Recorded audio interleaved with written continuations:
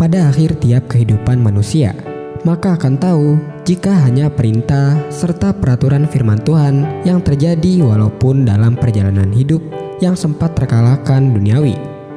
MTT Inspiration. Embun pagi. Keberanian adalah langkah pertama menuju impian. Selamat beraktivitas, semoga kita selalu sehat, yang bersyukur, dan punya mimpi yang disukai kebanyakan orang. Amin, ya Mujibah Sailin. MTT cover, Bayu Bukateja. Lemah lembut bukan lemah.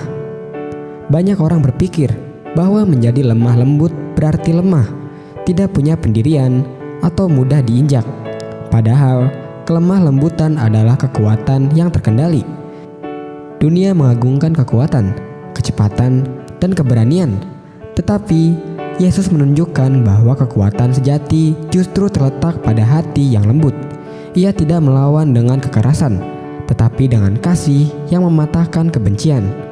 Yesus yang memiliki segala kuasa, memilih untuk datang sebagai hamba. Ia menegur dengan kasih, menolong dengan sabar, dan mengampuni bahkan mereka yang menyakitinya. Kelemah lembutannya bukan tanda kelemahan, melainkan bukti kekuatan kasih yang luar biasa.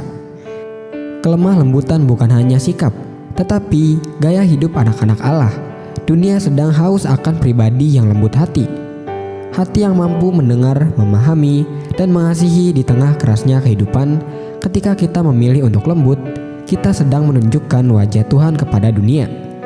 MTT cover, Purwoto, Jakarta. Bertahan oleh iman. Tahukah Anda, pohon apakah yang paling kuat dan mampu bertahan dalam angin badai?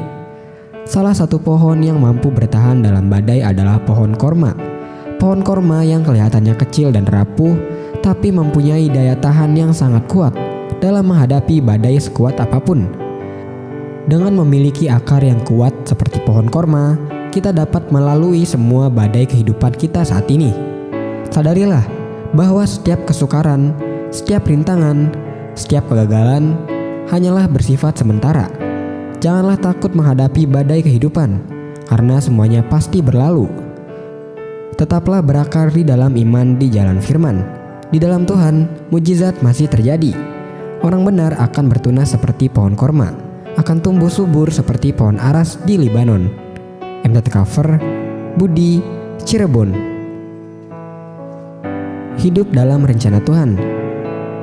Orang-orang yang memandang realitas hidupnya terjadi bukan karena kebetulan, namun memandang hidupnya karena ada yang merencanakannya, akan cenderung mencari tahu makna hidupnya dan berupaya untuk menyelaraskan hidupnya sesuai dengan rencana Dia yang merencanakannya. Mereka dengan pandangan ini akan mulai memikirkan dan memutuskan untuk mencari tujuan mengapa Tuhan menciptakannya. Mereka juga akan menjalani hidupnya dengan baik, tidak mempersia-siakan, karena mereka sadar bahwa akan ada pertanggungjawaban yang menanti mereka. Mereka juga percaya bahwa ada konsekuensi yang harus diterima sebagai upah dari apa yang telah dilakukannya selama di dunia ini. Karena itu, mari kita jalani hidup kita dengan menyelaraskannya dengan kehendak Dia yang merencanakannya. Bagaimana caranya?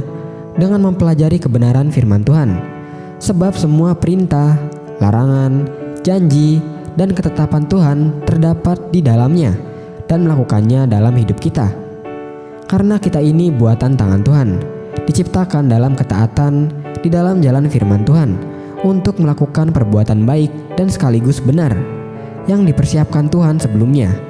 Ia mau supaya kita hidup di dalamnya.